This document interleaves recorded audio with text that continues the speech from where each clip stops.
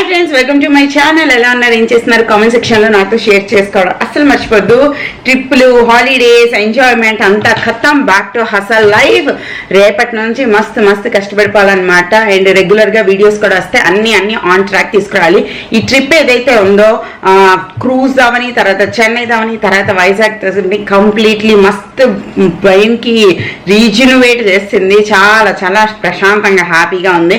So మనం back to మన original normal hard working లైఫ్లోకి మనం వచ్చేయాలన్నమాట. నెక్స్ట్ కనీసం ఒక 3 నెలల వరకు చుప్చాప్ పనులన్నీ చేసుకుని రెగ్యులర్గా వీడియోస్ పోస్ట్ చేసుకుని పిల్లల్ని చూసుకుని ఎగ్జామ్స్కి ప్రిపేర్ చేసుకుని వీటన్నిటిలోనే మన హసల్ లైఫ్ ఏదైతే ఉంటుందో నాన్ స్టాప్ స్ట్రగుల్ వల్ల మంచి లైఫ్ దాన్ని లీడ్ చేయడానికి ఫుల్ మోటివేషన్ అన్నది వచ్చింది. అండ్ వైజాగ్ నుంచి నేను ఈసారి అయితే ఎక్కువ ఏం సామాన్లు కొనలేదు, చాలా కొంచెం కొన్నాను. ఈ 3ఏనమాట నిజం చెప్పాలంటే. ఇంకా మిగిలినవన్నీ మమ్మీ ఇస్తుంది కదా, ఊరగాయలు, తర్వాత పచ్చళ్ళు, ఒడియాలు, అప్పడాలు, ఎక్సెట్రా ఎక్సెట్రా. ప్రతిసారి నేను చూపిస్తాను కాబట్టి ఈసారి నేనేం చూపించలేదు, జస్ట్ వాటన్నిటి తెచ్చి డబ్బాల్లో పెడతా. అండ్ చెన్నై వెళ్ళాను కదా, అక్కడ నుంచి నేను అక్కడ చూసాను అనమాట ఈ గిన్నె గ్లాసు ఇత్తడివి. నాకు మస్తు క్యూట్ అనిపించింది. నేను వైజాగ్ సిఎంఆర్లో ఒకటి కొనుక్కున్నాను. ఇంతకు ముందు ఇత్తడి ఎంత కేజీ 500 600 ఉండేది, ఇప్పుడు చాలా ఎక్కువ ఉంది. అండ్ ఈ 2 జస్ట్ గ్లాస్ గిన్నె చాలా లైట్ వెయిట్, చాలా చిన్నది. ఇదే నాకు 330 పడింది అనమాట సిఎంఆర్లో, ఈ 2 కలిపి. సో ఇది నా ఫస్ట్ పర్చేజ్. దాని తర్వాత ఈ స్టీల్ ట్రేలో ఒకటి తీసుకున్నాను, బ్రేక్ఫాస్ట్కి వీటికి బాగుంటుంది అని చెప్పి. ఇది మస్తు లోతుందండి, మనకి ఇడ్లీ, దోశ, చట్నీ, సాంబార్ ఇవన్నీ తినడానికి ఇది చాలా బాగుంటుంది. అండ్ ఇది ఈజీ అవుతుంది అనమాట, హౌస్ హెల్ప్కి కూడా ఈజీ అవుతుంది. ఒక ట్రే తోమేస్తే చాలు. లేదంటే ఏమవుతుందంటే ఒక రౌండ్ ప్లేట్, దానికి సాంబార్కి వేరే గిన్నె, చట్నీకి వేరే గిన్నె, ఎన్ని సామాన్లు అవుతున్నాయంటే నేను లిటరల్లీ హౌస్ హెల్ప్ కోసమే ఈ ట్రేలు తీసుకున్నాను. తనకి పని కొంచెం తక్కువ అవ్వాలి అని చెప్పి. చిన్న తోమడం అంటే ఎక్కువ చిరాగ్గా అనిపిస్తుంది వాళ్ళకి కూడా. అండ్ నెక్స్ట్ వచ్చేసి ఈ ట్రేస్ తీసుకున్నాను ఫర్ లంచ్. ఒక అన్నం పెట్టుకోవడానికి, తర్వాత పప్పు, కూర, ఇగురు, ఏపుడు ఏదో ఒకటి పెట్టుకోవడానికి 3 ట్రేస్ ఉన్నాయి. 3 పార్టీషన్స్ ఉన్న ఇదన్నమాట. లోతుగా ఉంది ఇది చాలా, కాబట్టి చాలా బాగుంటుంది. లోతుగా లేకపోతే ఏమవుతుంది అంటే అన్నం 100 సార్లు డైనింగ్ టేబుల్ మీద అలా పడిపోతూ ఉంటుంది అనమాట.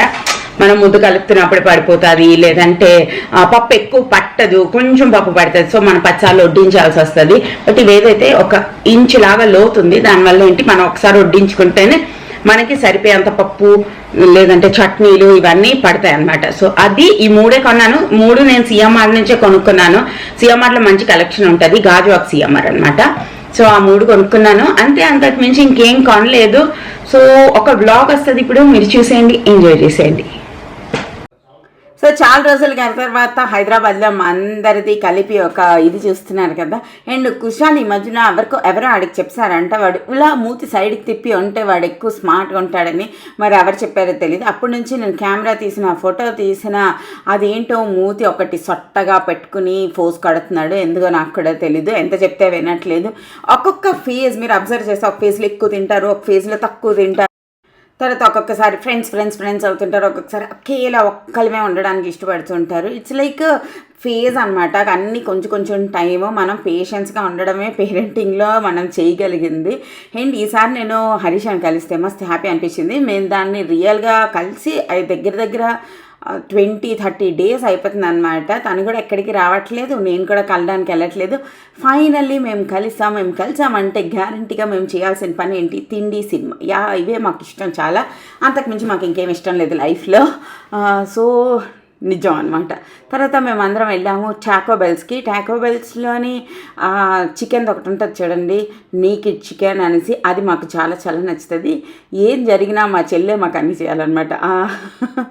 చిన్న అక్కడ మా కోసం టాకో బెల్స్ అన్నీ కొంటుంది. మేము అందరం తింటాం అనమాట, అంతే. మేము అంతకు మించి ఏం చేయము. సో ఇది మా ఫేవరెట్. హరీష్ అది ఫేవరెట్ కూడా ఇదే. అది కూడా ఇంట్లోనే తిని నార్మల్ హెల్దీ ఫుడ్డే తిని చిరాకు అయిపోయామన్నమాట. So let's have junk food అన్నట్టు అనిపించింది ఆ రోజు మాకు. సో టాకో బెల్స్ తిన్నాము. తర్వాత మేము వెళ్ళాం గాడ్ ఫాదర్ మూవీకి. సూపర్ హ్యాపీ అనమాట. గాడ్ ఫాదర్ మూవీది రివ్యూ నేను చిన్నగా నాన్ స్పాయిలర్గా నేను మీకు ఇక్కడ ఇస్తాను, ఒకసారి చూడండి. నాకైతే మస్తు నచ్చిందనమాట. అండ్ అన్నిటికన్నా పూరి జగన్నాథ్ చూస్తే ఇంకా హ్యాపీ వచ్చింది నాకు. ఏంటి మూవీ చూస్తుంటే నేను మళ్ళీ వచ్చాను అనుకుంటున్నారా? గాడ్ ఫాదర్ మూవీ రివ్యూ ఇవ్వాలి కదా, అందుకోసం వచ్చాను అనమాట. గాడ్ ఫాదర్ మూవీ బాగుంది. నేను లూసిఫర్ చూడలేదు, కన్నడలోనూ దేంట్లోనే వచ్చింది, అది నేను ఎప్పుడు చూడలేదు. ఎప్పుడు చూసినా నాకు కొంచెం అది చాలా పాత సినిమా కదా, నేను చూడలేదు. అండ్ మన చిరంజీవి గారు తీస్తున్నారు అన్న తర్వాత నేను అసలు చూడలేదు. బట్ గాడ్ ఫాదర్ చూసిన తర్వాత ఇంటికి వచ్చిన తర్వాత ప్రైమ్లో లూసిఫర్ ఉంటే అది చూసిన తర్వాత నాకు మనదే నచ్చింది. ఎందుకంటే మన బ్యాక్గ్రౌండ్ మ్యూజిక్ కొంచెం 10 సంవత్సరాల తర్వాత తీసారంటే కొంచెం బాగా తీస్తారు కదా. బ్యాక్గ్రౌండ్ మ్యూజిక్ కొంచెం ఉంది, కొంచెం ట్విస్ట్ అండ్ టర్న్స్ కొంచెం ఎక్కువ ఉన్నాయి, కొంచెం మనకు తెలిసిన మొహాలు ఉన్నాయి. సో నాకైతే ఓవరాల్ నచ్చింది. బ్యాక్గ్రౌండ్ స్కోర్ కూడా బాగుంది అండ్ బాగానే ఉంది సినిమా, చూడొచ్చు తప్పకుండా. అసలు లూసిఫర్ గురించి మీకు తెలియదు అంటే ఇది ఇంట్రెస్టింగ్ స్టోరీ అనిపిస్తుంది. తెలిస్తే ఈ సినిమాని ఇలా చేశారా, ఈ పాయింట్లన్నీ యాడ్ చేశారా అనిపిస్తుంది. నాకు అన్నిటికన్నా నచ్చింది ఏం తెలుసా సినిమాలో, చిరంజీవి గారికి హీరోయిన్ లేకపోవడం అనమాట. ఈ స్టోరీకి వాళ్ళది ఒక సైడ్ లవ్ ట్రాక్ నడిపిన, ఒక హీరోయిన్ పెట్టి 2-3 డ్యూయెట్లు పెట్టినా అస్సలు సూట్ అయ్యేది కాదు. అది వైస్ డెసిషన్ డైరెక్టర్ది కానీ అండ్ ప్రొడ్యూసర్ది కానీ అని నేను అనుకుంటున్నా. హీరోయిన్ లేదు, మధ్యలో పాటలు ఏవి ఇరికించలేదు. అది ఒక క్లాసీ లుక్ని ఇచ్చింది అనమాట. ఆ క్యారెక్టర్ చేస్తున్నప్పుడు మధ్యలో వీళ్ళు డాన్సులు చేసినా లేదంటే ఆ వియర్డ్ హీరోయిన్ ఇతను ఊహించుకుంటూ కలలుగా అంటున్నట్టు చూపిస్తే ఆ ఎసెన్స్ ఏదైతే ఉంటుందో, ఆ స్టోరీది డెప్త్ ఏదైతే ఉంటుందో అది పోతుంది. చాలా చాలా వైస్ డెసిషన్ హీరోయిన్ ఆ డ్యూయెట్స్ అవన్నీ లేకపోవడం. అండ్ దాంతో చిరంజీవి గారు అంటే మనందరికీ ఎందుకు ఇష్టమో తెలుసా? ఎందుకంటే ఆయన్ని మనం చిన్నప్పటి నుంచి చూస్తున్నాం కాబట్టి, అతను అంత హార్డ్ వర్కింగ్ డిసిప్లిన్డ్ పర్సన్ అని మనందరికీ తెలుసు కాబట్టి. ఇంకా మీరు చిరంజీవి గారి గురించి ఎక్కువ తెలుసుకోవాలి అనుకుంటే మన కుక్కు ఎఫ్ఎంలో చిరంజీవి గారి ఆటోబయోగ్రఫీ ఉందన్నమాట. మీరు అక్కడ తప్పకుండా వినొచ్చు. చాలా అతను ఎలా కష్టపడ్డారు, చిన్నప్పటి నుంచి అతను ఎంత డిసిప్లిన్ గా ఉన్నారు, తర్వాత అతను ఇండస్ట్రీకి వచ్చిన తర్వాత ఎలాగా, తన పెళ్లి గురించి, ఇలా మొత్తం అంతా కూడా మన కుక్కు ఎఫ్ఎంలో ఉంది. అంతేకాదు కుక్కు ఎఫ్ఎంలో ఎవ్రీ వీక్ న్యూ బుక్స్ అని యాడ్ చేస్తారు. ఇలా మీరు ఎక్కువ నాలెడ్జ్ని గెయిన్ చేయగలుగుతారు. సౌత్ ఇండియాలోనే అత్యంత క్రేజ్ స్టార్డమ్ ఉన్న హీరో రజనీకాంత్. ఇండియాలోనే అత్యంత గొప్ప విలక్షణమైన టాలెంటెడ్ నటుడు అంటే కమల్ హాసన్. వీళ్ళిద్దరినీ కలిపితే మెగాస్టార్ చిరంజీవి. ఎఫ్ఎం ఇప్పుడు కుక్ ఎఫ్ఎం గురించి వినండి. కుక్ ఎఫ్ఎం లోని 10,000+ అవర్స్ ఆఫ్ ఆడియో కాంటెంట్ ఉంటుంది. సో మీరు ఎప్పుడు కావాలంటే అప్పుడు, ఎక్కడ కావాలంటే అక్కడ హ్యాపీగా మీరు రకరకాల ఆడియో బుక్స్ అన్నవి వినొచ్చు. 50,000+ వర్త్ బుక్స్ అన్నవి మీకు కుక్ ఎఫ్ఎం లోనే అవైలబుల్ గా ఉన్నాయి. అంటే మనకి ప్రైస్ వచ్చేసి జస్ట్ ఫర్ 199 రూపీస్. 199 రూపీస్ కే మీరు అన్లిమిటెడ్ బుక్స్ అన్నవి హ్యాపీగా వినొచ్చు. అండ్ చాలా చాలా మంచి బుక్స్ అనమాట. Cook FM the original price per year is 399 rupees అండి. బట్ నా కూపన్ కోడ్ ఇక్కడ ఏదైతే డిస్ప్లే అవుతుందో ఈ కూపన్ కోడ్ యూజ్ చేస్తే మీకు 199 రూపీస్ అంటే 200 రూపీస్ ఆఫ్ తోని 199 రూపీస్ కి 1 ఇయర్ పాటు మీ సబ్స్క్రిప్షన్ అన్నది పొందొచ్చు. ఒకసారి మీ సబ్స్క్రిప్షన్ తీసుకున్నాక ఈ బుక్ వినొచ్చు, ఈ బుక్ వినకూడదు అని ఏమి ఉండదు. అన్ని బుక్స్ మీరు హ్యాపీగా వినగలుగుతారు. ఎఫ్ఎం లోని ఇంకొక బెనిఫిట్ ఏంటి అంటే మీ బుక్స్ అనేవి ఈ ఇంటర్నేషనల్ మంచి రైటర్స్ రాసిన బుక్స్ అనేవి మన ఓన్ ఒరిజినల్ రీజనల్ లాంగ్వేజ్ లో మనం వినొచ్చు. లైక్ తెలుగు, కన్నడ, తమిళ, మలయాళం, హిందీ ఎక్సెట్రా అనమాట. Cook FM the 199 rupees pay చేసి మీరు 1 ఇయర్ సబ్స్క్రిప్షన్ తీసుకుంటే మీకు రోజుకి 1 రూపీ కన్నా తక్కువ పడుతుంది. సో ఇంత మంచి నాలెడ్జ్ అన్నది ఇంత తక్కువ ప్రైస్ లో దొరుకుతుందంటే కింద డిస్క్రిప్షన్ బాక్స్ లో ఇచ్చిన లింక్ క్లిక్ చేయండి, నా కూపన్ కోడ్ యూజ్ చేయండి. 1 ఇయర్ కి 199 రూపీస్ తోని హ్యాపీగా కుక్ ఎఫ్ఎం సబ్స్క్రిప్షన్ తీసుకోండి. కింద డిస్క్రిప్షన్ బాక్స్ లో ఇచ్చిన లింక్ క్లిక్ చేయండి, మీ మనసుకి నచ్చింది వినండి. సో సినిమా నుంచి బయటకు వచ్చాము, ఇక్కడ తిరిగేద్దాం, అక్కడ తిరిగేద్దాం, షాపింగ్ చేసేద్దాం, అది చేసేద్దాం, ఇది చేసేద్దాం అనుకున్నాం, కానీ ఏమీ చేయలేదు. ఈ పిల్లలు 3 ఉన్నారే, వీళ్ళు అసలు ఏది చేయనివ్వరు అనమాట. అయితే ఆడదాం అంటారు, లేకపోతే తిందాం అంటారు. మొత్తానికి మా చేత డబ్బులు మాత్రం ఖర్చు చేయించేస్తారు. ఇలా కాదు, ఇంటికి వెళ్ళిపోదాం, అందరూ పడుకోపోద్దాం అనుకున్నాము. అండ్ చాలా నీరసం అయిపోయి అనమాట. ఆ రోజే జర్నీ చేసి వచ్చాన్ని. అండ్ ఇక్కడ చూసారా బ్యూటిఫుల్ డెకరేషన్. అప్పుడే దివాళీ డెకరేషన్ స్టార్ట్ అయిపోయిందిరా బాబోయ్. ఇంకా దసరా వెళ్ళింది, ఆయాసమే తీరక ముందే మనకి దివాళీ వచ్చేస్తుంది. అండ్ ఈసారి మాత్రం దివాళీకి నేను ఫస్ట్ ఇల్లంతా డీక్లటర్ చేయాలని డిసైడ్ అయిపోయాను.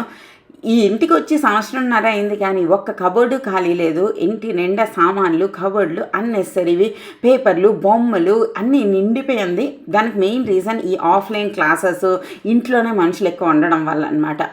అది లేకపోతే కొంచెం క్లీన్ అవుతూ ఉంటుంది. అండ్ ఈ రోజుల్లో కుషాల్ ఏ స్టేజ్లో ఉన్నాడంటే ఇల్లు చెత్త చేసే స్టేజ్లో ఉన్నాడనమాట. మస్తు చెత్త చేస్తున్నాడు. సో ఈసారి మాత్రం దివాళీకి మొత్తం ఇల్లంతా డీక్లటర్ చేయాలి అని డిసైడ్ చేశాను. So many cleaning motivational videos are coming అనమాట. సో మీరు దివాళీకి డీక్లర్ చేస్తాను. నేను ఢిల్లీలో ఒక 3 సంవత్సరాలు ఉండడం వల్ల ఆ ఒక బుద్ధి కొంచెం వచ్చింది, దివాళీకి ముందు కొంచెం డీక్లటర్ చేయాలి అనేసి. వాళ్ళకి ఢిల్లీలో ఉంటున్నప్పుడు దివాళీ నుంచే కదా వింటర్ స్టార్ట్ అయిపోతుంది కాబట్టి సమ్మర్ అన్నీ తీసి వాళ్ళు లోపల దాసి వింటర్ అన్నీ తీసేవాళ్ళు. అప్పుడు నేను 5 సంవత్సరాలు ఉన్నాను, కానీ అలా చెయ్యాలి అన్న విషయం కూడా నాకు తెలీదు. సో నేనంతా మనం ఇప్పుడు సౌత్ సైడ్ ఉన్న వాళ్ళు ఎన్ని స్వెటర్లు ఉంటాయి చెప్పండి? మ్యాక్సిమం ఒక 2 స్వెటర్లు ఉంటాయి, ఒక 2 జతలు సాక్స్లు ఉంటాయి. మనకి వింటర్ అంటే అంతకు మించి ఏమి ఉండవు కదా. ఇంట్లోతో మనం నార్మల్ డ్రెస్ మీదే స్వెటర్ వేసేసుకుంటాము, అట్లీస్ట్ మేము అలా చేస్తాం. బట్ అక్కడ అలా కాదు, బాడీ వార్మర్లు, తర్వాత కంప్లీట్ 2 వార్డ్రోబ్స్ లాగా ఉంటాయి అనమాట. ఒకటి సమ్మర్ వార్డ్రోబ్, ఒకటి వింటర్ వార్డ్రోబ్ అన్నట్టు. వాళ్ళు వింటర్ డ్రెస్సులు కూడా ఎంత స్టైలిష్ వేసుకుంటారు తెలుసా. నేను ఏంటి ఇలాగ ఉండాలా, ఏ డ్రెస్ నార్మల్ డ్రెస్ మీద స్వెటర్ వేసుకుంటే వింటర్ అవ్వదా అని ఫస్ట్లో అయితే నేను షాక్ అయిపోయేదాన్ని. లైక్ సపరేట్ సాక్స్లు, బాడీ వార్మర్లు, కోట్లు, జర్కిన్లు, తర్వాత ఫర్తో ఉండే ఆ మీద వేసుకునే ష్రగ్ లాంటివి ఏంటేంటో. మరి ఆ లేడీస్ పెద్దవాళ్ళు ఉంటారు కదా, వాళ్ళకి కూడా చాలా థిక్గా ఉండే చీరలు, థిక్గా ఉండే లంగాలు, దాని తర్వాత దాని మీద ఒక షాల్, ఇలా రకరకాలు ఉంటాయి అనమాట. ఓహో, వింటర్లో కూడా స్టైలిష్గా ఉండొచ్చు అనమాట అనుకున్నాను. అది అప్పుడే నాకు ఎక్కువ అనిపించింది అనమాట. నేను సౌత్ వెళ్ళిపోతాను రా బాబు, నేను మా హైదరాబాద్ వెళ్ళిపోతాను, హైదరాబాద్ జిందాబాద్ వాళ్ళ ఫీలింగ్ వచ్చింది. అండ్ మొన్న క్రూజ్లో వెళ్తున్నప్పుడు కూడా ఆ షిప్లోని ఉండే వాళ్ళు ఎవరో చెప్పారు, మనం ఈ భూమధ్య రేఖ దగ్గరగా మనం తిరుగుతున్నాం కాబట్టి ఇక్కడ మంచు పర్వతాలు ఏవి సముద్రంలో ఉండదు, సముద్రం ప్లెయిన్ క్యాన్వాస్లా ఉంటుంది, హ్యాపీగా మన షిప్ వెళ్ళిపోద్ది, మనకి ఎక్కువ టెన్షన్లు, థ్రిల్లు లాంటివి ఏవి ఉండవు. అదే మన అంటార్టికా అటు సైడ్ వెళ్తే అంట మనకు కనిపించవు, కానీ పెద్ద పెద్ద మంచు పర్వతాలు సముద్రంలో ఉంటాయంట. సో అప్పుడు ఇంకా వాళ్ళు ఎక్కువ కేర్ఫుల్గా ఉండాల్సి వస్తుందంట. అలాగే ఎంతో చెప్పారు. అవునా, మనం ఇంత మంచి ప్లేస్లో ఉన్నామా, నాకు తెలియదే అనిపించింది. దాని తర్వాత నేను మొన్న ఏదో మాట వచ్చి మా మమ్మీ డాడీతోని హరీషతోని మాట్లాడుతున్నప్పుడు అదే అనుకున్నాం, ఇండియాలో లేదంటూ ఏం లేదు. వెన్ యూ గ్రో ఓల్డర్ మనకి మెల్లిమెల్లిగా అర్థమవుతుంది అనమాట. మనము మన ఓన్ కంట్రీలో, మన ఓన్ స్టేట్లో, మన ఓన్ స్థానబలం అంటారు చూడండి, అది ఎంత ఇంపార్టెంట్ రోల్ ప్లే చేస్తుంది మన లైఫ్లో అనేది. ఇట్స్ గివ్స్ ఒక సెక్యూరిటీ ఇస్తుంది అనమాట, కంప్లీట్ సెక్యూరిటీ. సో ఎవరైతే మీరు ఫారెన్ వెళ్ళలేకపోతున్నారని మీ మనసులో ఎక్కడైనా ఉంటే, అట్లీస్ట్ నాకైతే ఉండేది, కానీ ఇప్పుడైతే అస్సలు లేదనమాట. I'm so happy. నేను మన ఇండియాలో ఉన్నాను, మన హైదరాబాద్లో ఉన్నాను, మన ఓన్ దగ్గర ఉన్నాను, ఒక సెక్యూర్డ్ ప్లేస్లో ఉన్నాను అన్న ఫీలింగ్ అయితే ఈ రోజుకి ఎక్కువ అయిపోతుంది అనమాట. సో మన పిల్లలు పెద్ద అవుతున్న కొద్దీ మనకు తెలుస్తుంది అనమాట మన ప్లేస్లో ఉండడం మనకి ఎంత ఇంపార్టెంట్ అని చెప్పి. సో అది ఆ ఫీలింగ్ వచ్చింది, చాలా మంచిగా అనిపిస్తుంది ఈ రోజుల్లో. అండ్ తర్వాత మీతో మాట్లాడుతూ నేను లంచ్ రొటీన్ కూడా చూపిస్తున్నాను. అండ్ ఇక్కడ వచ్చేసి నేను పప్పు తాలింపు కోసం పెడుతున్నాను. అబ్బా, చాలా రోజుల తర్వాత, ఆల్మోస్ట్ 4 రోజుల తర్వాత నేను వంట చేస్తాను, కానీ నాకు అంత హాయిగా అనిపించింది తెలుసా. నా రెగ్యులర్ ఫాలోవర్స్ ఎవరైతే ఉన్నారో, రెగ్యులర్గా నా వీడియోస్ చూసే వాళ్ళు ఎవరైతే ఉన్నారో, వంట ఈజ్ లైక్ మై మెడిటేషన్. నాకు నిజంగా ఒక సంతృప్తి వస్తుంది వంట చేస్తున్నప్పుడు నాకు నేనుగా. సో 4 రోజుల తర్వాత నేను వంట చేస్తే నాకు ఎంత హాయిగా అనిపించింది తెలుసా. అండ్ నా యుటెన్సిల్స్ అన్నీ, నా ఐరన్ సామాన్లు, నా గరిటి, నా స్పూను నాకు ఎక్కువ బాగా అనిపించింది నిన్న. అండ్ ఎవరి కిచెన్లో వాళ్ళు వంట చేసుకుంటే హ్యాపీనెస్ వేరనమాట. అండ్ ఇది సింపుల్ టమాటా పప్పు, అంతే, ఎక్కువ ఏం చేయలేదు. దొండకాయ లేపుడు చేశాను, మా చిన్నగారు కట్ చేసి నాకు ఇచ్చారు, టకటక మనం చేసాను. తర్వాత కాకరకాయ ఆలు ఫ్రై చేశాను, తర్వాత టమాటా పప్పు చేశాను, అంతే సింపుల్. లాస్ట్లోని అందరికి నెయ్యి వేస్తూ అంటే తినట్లేదని చెప్పి నేను డైరెక్ట్గా పప్పులో వేస్తాను అనమాట. అండ్ మన దొండకాయ ఫ్రై, మొన్న నాకు వైజాగ్లో కూడా చాలామంది అడిగారు, మీ ఐరన్ ఎలా ఉన్నాయి, నీకు నిజంగా వీడియోలో కాకుండా బయట ఎలా అనిపిస్తుంది, రియల్గా చెప్పు అనేసి. బాబు, నేను వీడియోస్లోని నిజంగా బయట అన్నీ ఒక్కడే చెప్తాను, ఏంటి డిఫరెంట్ లేదు 1% కూడా అని చెప్తే అవునా అని హ్యాపీ అయిపోయారు. అండ్ ఎవరు మా ఇంటికి వస్తే వాళ్ళు అంటారు కూడా, అదేంటి వీడియోలో చెప్పినవి నువ్వు ఇక్కడ వాడుతున్నావు అంటే, 100%. నువ్వు అబద్ధం 1 రోజు 2 రోజులు చెప్పగలవు, అలా 5 సంవత్సరాలు 4 సంవత్సరాలు అబద్ధాలు చెప్పలేవు అని నేను వాళ్ళకి చెప్పాను అనమాట. సో ఇప్పుడు రెగ్యులర్గా చూసే వాళ్ళకి తెలుస్తుంది నేను రెగ్యులర్గా ఇవే వాడతాను అని చెప్పి కూడా. సో నా ఐరన్ కడాయిలోని నా కాకరకాయ వేసాను. ఇంకొంచెం వేడెక్కాక ఆయిల్ వేయాలి, బట్ ఇలా వేసినా కూడా ఇట్స్ ఓకే అండి, అంత ప్రాబ్లం ఏం రాదు. బట్ డీప్ ఫ్రై చేసినప్పుడు ఫస్ట్ మనము అన్నిటికన్నా టెంపరేచర్ ఇంపార్టెంట్. 10 సార్లు అట్ల కర్ర పెట్టి దాన్ని కెలక్కూడదు అనమాట, దాన్ని అలా వదిలేయాలి. ఓకే, ఆ క్లిప్ ముందుది వెనక్కి అయిపోయిందా. సో ఫస్ట్ డీప్ ఫ్రై చేసుకుండా ఫస్ట్ ఏమేమి కలిపాను, ఉప్పు, కారం, బియ్యం పిండి, ఇంకా మీకు కొంచెం బైండింగ్కి కావాలంటే 1 స్పూన్ శనగపిండి కూడా యాడ్ చేసుకోవచ్చు.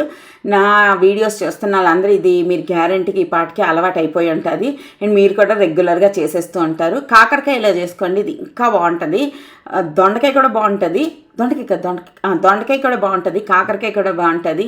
ఇంకా చాలా వెజిటేబుల్స్ అన్న మనం ఇలా చేసుకోవచ్చు అనమాట. సో కొంచెం బాగుంటుంది. అండ్ డీప్ ఫ్రై చేసేసుకుని హ్యాపీగా మనం తినేయడమే. నూనె ఇంకొంచెం వేడెక్కిన తర్వాత వేస్తే బాగుంటుంది, బట్ ఇట్స్ ఓకే, అప్పుడు కూడా వేసుకోవచ్చు.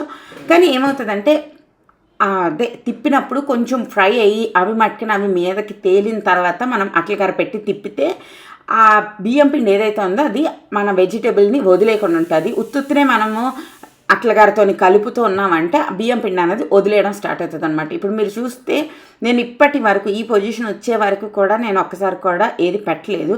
సో అంత కాకరకాయలు మీదకి ఫ్రై అవ్వడం చేశాక అప్పుడు నేను పెడతానమాట.